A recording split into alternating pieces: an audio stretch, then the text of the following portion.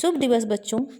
राधे कृष्णा हिंदी कक्षा में मैं आपकी प्रतिमा मैम आप सब बच्चों का एक बार फिर स्वागत करती हूँ। बच्चों, आज मैं आपको बिहारी के नीति से संबंधित दोहों की व्याख्या समझाने जा रही हूँ। तो आइए बिना समय बर्बाद किए हम व्याख्या की तरफ बढ़ते हैं। पहला दोहा इस प्रकार है। दुसह दुराज प्रजान को, क्यों न बढ़े दुख द्वंद्व। अधिक अधेरो जग करत, मिली मावश रवि चंद। देखिए, यहाँ कहीं कहीं पे गलत रूप में लिखा गया है, मिसप्रिंट है, तो इसको आप अपनी पाठ्य पुस्तक से देख लीजिएगा। दुसह दुराज प्रजान को, क्यों न बढ़े दुख दंदु। अधिक अधेरो जग करत, मिली मावश रवि चंद। सबसे पहले प्रसंग पे ध्यान दिया जाए। प्रसंग आपका जो है इस प्रकार होगा। बिहारी का यह नीति संबंधी दोहा है। यहाँ कवि ने यह कहा है कि दो राजाओं के राज्य में प्रजा का कष्ट बहुत अधिक बढ़ जाता है। तो आइए अब व्याख्या पे ध्यान दिया जाए। दुसह दुराज प्रजान को, क्यों न बढ़े दुख दंडु। अधिक अधेरो जग करत, मिली मावश रवि चंद। बिहारी कहते हैं दुराज, दो राजाओं के शासन काल में अथवा दोहरे शासन काल में, प्रजानु प्रजा को, अत्यधिक कष्ट असहनीय, दुसह असहनीय कष्ट क्यों ना मिले। दो राजाओं के शासनकाल में अथवा दोहरे शासनकाल में प्रजा का कष्ट क्यों ना बढ़े। अधिक अधेरो जग करत, मिली मावश रवि चंद। क्योंकि मावश, अमावस्या की रात को, अमावस्या की तिथि को आप मानिए, अमावस्या की तिथि को, अमावस्या की तारीख को जब रवि और चंद्र, सूर्य और चंद्रमा एक ही राशि पर मिलते हैं, एक ही राशि पर मिलते हैं, तब वे अधिक अधेरे जग करत, तब वे संसार में और अधिक, जग अर्थात संसार में और अधिक अधेरा ही करते हैं। तो कहने का ये मतलब है कि दो राजाओं के शासनकाल में अथवा दोहरे शासन व्यवस्था में प्रजा को दो प्रकार का कष्ट उठाना पड़ता है। एक तो उनको राजाओं, दोनों राजाओं का कर चुकाने के लिए दुख भोगना पड़ता है, और दूसरी तरफ उनके भीतर संघर्ष की भावना उत्पन्न होती है, जिससे उन्हें दोहरा दुख उठाना पड़ता है। तो आपकी हो गई ये व्याख्या। आइए काव्यगत सौंदर्य पे थोड़ा सा ध्यान दिया जाए। तो आप जानते हैं भाषा पूरी बिहारी की जो है वो ब्रज है। रस यहाँ पे शांत है, गुण प्रसाद है, अलंकार श्लेष है, क्योंकि एक ही शब्द के कई अर्थ हैं, मैंने आपको पहले भी बताया है। दृष्टांत है, अमावस्या की रात का वर्णन किया गया है, तो इसलिए यहाँ पे उदाहरण देके अपनी बात कही गई है। अनुप्रास अलंकार, आ की आवृत्ति हुई है, इसके अतिरिक्त ला की और अनेक वर्णों की आवृत्ति हुई है, दा की हुई है, इसलिए यहाँ पे अनुप्रास अलंकार भी है। और विशेष बात यहाँ पे यह है कि कवि ने इस बात को स्पष्ट किया है कि दोहरे शासन में प्रजा को असहनीय कष्ट झेलने पड़ते हैं। तो ये हो गई आपकी इस दोहे की व्याख्या। अब अगले दोहे की तरफ बढ़ते हैं। बशय बुराई जासुतन, ताही को सनुमान। और भलो भलो कही छोड़िए, यहाँ पे भली भलो है, तो भलो भलो कही छोड़िए, खोटे ग्रह जपु दान। इसके प्रसंग पे अगर हम ध्यान देंगे तो छोटा सा प्रसंग बनेगा।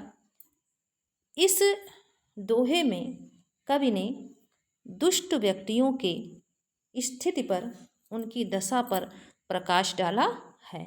तो आइए व्याख्या की तरफ बढ़ें। बसे बुराई जासुतन ताही को सम्मान। बिहारी कहते हैं इस संसार में जासुतन जिसके शरीर में, जासुतन जिसके शरीर में बुराई बसती है, बुराई निवास करती है, ताही को सम्मान, उसी को सम्मान, उसी को सम्मान, उसी को आदर मिलता है। भलो भलो कहीं छोड़िए, क्योंकि जो अच्छे ग्रह होते हैं, जो अच्छा प्रभाव डालने वाले शुभकारी ग्रह होते हैं, उनको हम अच्छा ही कह के छोड़ देते हैं। जो अच्छे ग्रह होते हैं उन्हें हम अच्छा कह के छोड़ देते हैं। खोटे ग्रह जप दान।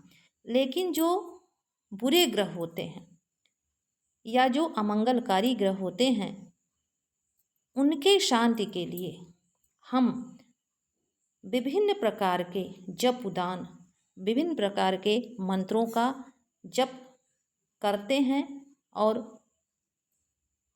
पंडितों को बुला के कभी कभी हम जप आदि क्रियाएँ करते भी हैं, करवाते भी हैं। और दूसरी प्रकार दान, और दूसरी तरफ यदि हम देखें तो हम दान आदि भी क्रिया को करते हैं, दान आदि क्रियाओं को भी करते हैं। ऐसा क्यों करते हैं? इन बुरे ग्रहों की शांति के लिए हम भयवश करते हैं।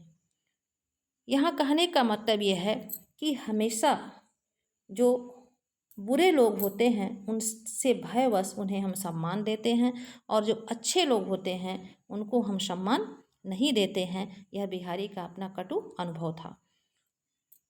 इसके काव्यगत सौंदर्य पे ध्यान दीजिए। भाषा ब्रज है, गुण प्रसाद, अलंकार दृष्टांत, क्योंकि उदाहरण दे के बाद समझाई गई है। अनुप्रास अलंकार है, छंद पूरे का जान रहे हैं, दोहा है। अब आगे बढ़ते हैं अगले दोहे की तरफ। नर की अरु नल नीर की गति एक करी जोई। यहाँ जोड़ लिखा है जोई। जय तो नीचों है चलो, तय तो ऊंचे होई। बिहारी कहते हैं नर की अरु नल नीर की गति एक करी जोई। प्रसंग की दृष्टि से यदि देखें तो यहाँ प्रसंग यह होगा कि इस दोहे में कवि ने विनम्रता के महत्व को प्रकट किया है। इस दोहे में बिहारी ने विनम्रता के महत्व को प्रकट किया है। व्याख्या आपकी इस प्रकार होगी। बिहारी कहते हैं नर की अरु नल नीर की, मनुष्य की, नर अर्थात मनुष्य की, अरु और नल नीर की, पानी के नल की, पानी के नीर, पानी के नल की गति दशा एक करिजोई, एक ही प्रकार की होती है। जय तो नीचे है चले। जब हम पानी के नल को जितना अधिक नीचा दबाते हैं, जय तो नीचे हो चले, पानी का नल जितना अधिक, जय तो मतलब जितना अधिक नीचे दबाया जाता है, तय तो ऊंचे हुई, उतना ही अधिक उसके भीतर का जल ऊपर की तरफ उठता है। अब आगे चूँकि इन्होंने गागर में सागर भरा है तो मनुष्य के पक्ष में ठीक इसी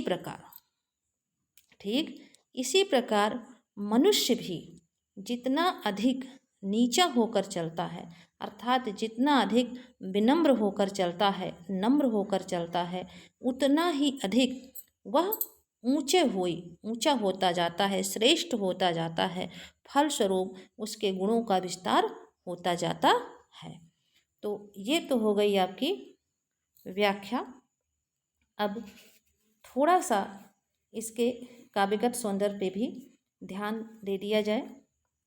भाषा ब्रज है, रस शांत, गुण प्रसाद, अलंकार उपमा, क्योंकि देखिए यहाँ पे तुलना की गई है।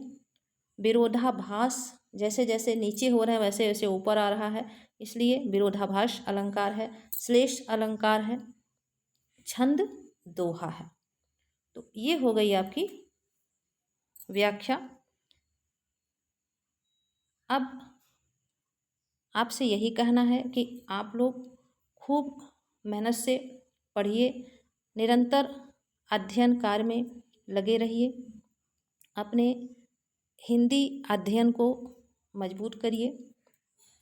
अगले वीडियो में फिर एक नई व्याख्या के साथ आप सभी बच्चों से फिर मुलाकात होगी। जय राधे कृष्णा।